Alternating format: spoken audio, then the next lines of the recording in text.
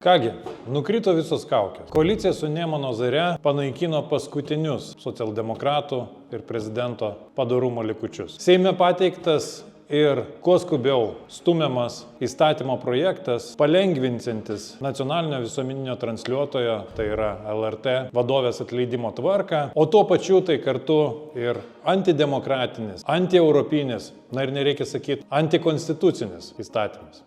Jūs tik pagalvokite, tuo metu, kai kasdien paralyžiuojama Vilniaus oro uosto veikla, valdantieji neturi jokio kito rūpesčio, kaip tik kuo greičiau nustatyti lengvesnę LRT vadovės atleidimo tvarką. Tai pradeda visos diktatūros. Demokratijai būtinas nepriklausomos institucijas, jie stumia savus, absoliučiai lojalius, bet visiškai nekompetentingus kadrus. Turime turbūt pavojingiausią laikotarpį po sausio 13-osios, kada vėl reikia ginti laisvę, nepriklausomą pliuralistinę žiniasklaidą. Todėl kartu su kitais bendraminčiais, vakarietiškai mąstančiais Europos parlamento nariais iš Lietuvos, inicijavau kreipimąsi į atitinkamus už demokratiją ir teisės viršenybę atsakingus Europos komisijos narius. Tačiau iš tikrųjų sustabdyti šitą bolševikiniais metodais veikiančią valdančiąją daugumą galite tik jūs.